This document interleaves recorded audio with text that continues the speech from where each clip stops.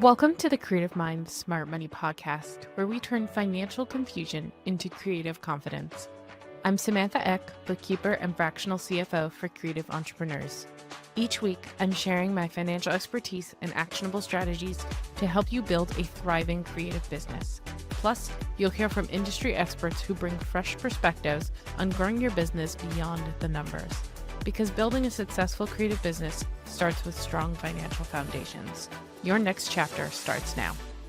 You're listening to the Creative Minds Smart Money podcast. And today's topic is another essential core topic that I haven't talked about before. I don't know why I haven't talked about before, but one that I think is very, very, very important and that I should have talked about a long time ago. And that is receipts and why they do matter more than you think. A lot of people will just say, who cares about receipts? I don't need them. But especially if you are buying something physically in a store, if you are going and buying coffee, receipts are going to be so important. So important, okay? But let's really dive into why the receipts are important and why they're just, again, more than just compliance and really get into everything that we need to just talk about receipts. Like, what do we need to know? What is the good information, Samantha?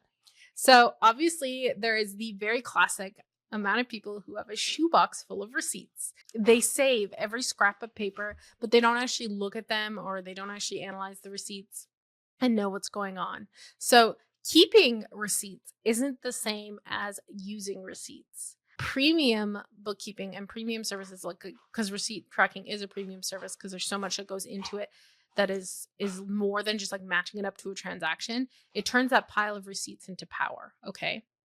So in terms of receipts, what does the IRS actually say? Let's talk about the basics. Okay. So first of all, the IRS does require receipts for over $75, especially for meals, travel, and anything that's deductible. That does not mean that you should not just throw away receipts that are under $75. This means that they require them for anything over $75. That does mean that if you have something small, you should still send in a receipt to your bookkeeper. You should still keep the receipt, but it's not as vital as ones that are over 75. Okay. A receipt isn't just a piece of paper. It can be a digital confirmation, it can be an invoice, it can be itemized statements, things that you get digitally, anything like that. There's a bunch of different ways that you can prove that it is a business expense. Okay. So why are receipts more than just compliance? First of all, receipts are proof if the IRS ever asks questions. So if you ever get audited and they're like, hey, is this a business expense? If you have a receipt, you can prove that it is a business expense, right? Like you have verifiable proof. And I often tell my clients, hey, if you have a physical receipt, like write down exactly what it was for on that receipt so that if the IRS ever comes by and they're like, hey, can I see this? You actually have physical proof, okay? So then obviously receipt is also going to be categorization clarity. So a charge that just says Amazon could be a number of different things. It could be office supplies, it could be inventory, it could be client gifts, it could be a Christmas present for your grandma, I don't know. But receipts are going to make that difference, especially if you're a bookkeeper. A receipt is going to be able to show them, oh, hey, like, that was for the printer. I know that that's an office supply. I'm going to write that as such, okay? And then, of course, receipts are going to help with cash flow awareness. They show exactly what you bought and why. It's not just some sort of lump sum. So if you have an Amazon order that has office supplies and inventory, we're going to be able to separate those out to give you that deeper clarity and deeper understanding of your numbers overall. So what is the premium difference with receipts? There's obviously the shoebox method. So you can have a box that you just toss receipts in. That does mean that there's no insight clarity. And of course, it is a giant mess of tax time if you need to like dig through them and figure out kind of what's going on. But you can also have that premium service, which a bookkeeper can have, which organizes your receipts into a system.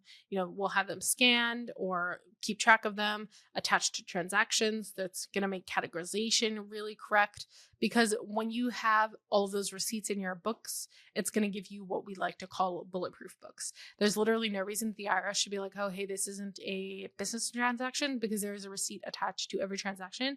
So if you ever got audited, all the proof is already there. Like there's no reason that they can be like, oh no, we're not going to do that. Like you already have it there.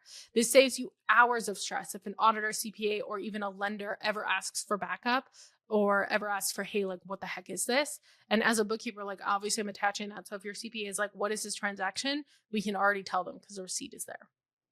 So I want to make it clear that if we're working together and I'm doing receipts for you, you're not paying for me to store your receipts. You're paying for me or whoever you're paying to integrate them into your financial story so they actually do something for you. So they're not just sitting in the box and they're not just kind of sitting there and not doing anything for you. So, how do we handle our receipts? First of all, the moment that you get a receipt, capture it. Take a photo, email it, upload it to an app. I have an app called Keeper that all my clients can upload their receipts to. We attach it to their transactions. We make sure it's all good. If we have any questions, we ask questions. The moment you get a receipt. So if you just bought gas at a gas station, snap a photo of it, send it to your bookkeeper, whatever it is. Tie those receipts to transactions in your bookkeeping software so that they're never floating around on their own. There's not just random receipts out here and there. And if you're working with a bookkeeper, use the system that they've set up so that your part is simple in getting the receipt in. That way you just have those receipts in for them.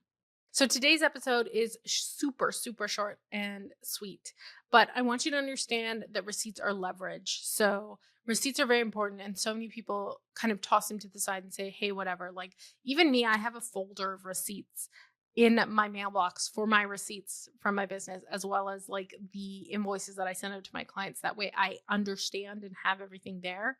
When it's handled right, they're going to give you credibility, clarity, and control of your business. Because if you just shove them into a shoebox and forget about them, they're just clutter, right? You don't actually understand. So if you ever got audited, you have to dig through all those receipts to try and find a receipt for someone to prove why this is actually a business expense. So think of receipts as like the fine print of your business story. It's really worth keeping them clean and organized because the details are what protect and empower you as a business owner. Okay. As always, if you enjoyed this episode, please like it, share it, subscribe, leave a comment, whatever it is to get more people in here and more people listening. As always, I appreciate you. If you are listening, you mean so much to me. Again, this is one of my favorite ways of advertising and talking about things and getting topics out there. So I really appreciate it. If you guys ever need anything, feel free to send me an email or a message on Instagram. As always, I wish you the best week ever, and we will see you next week. Farewell, fellow travelers.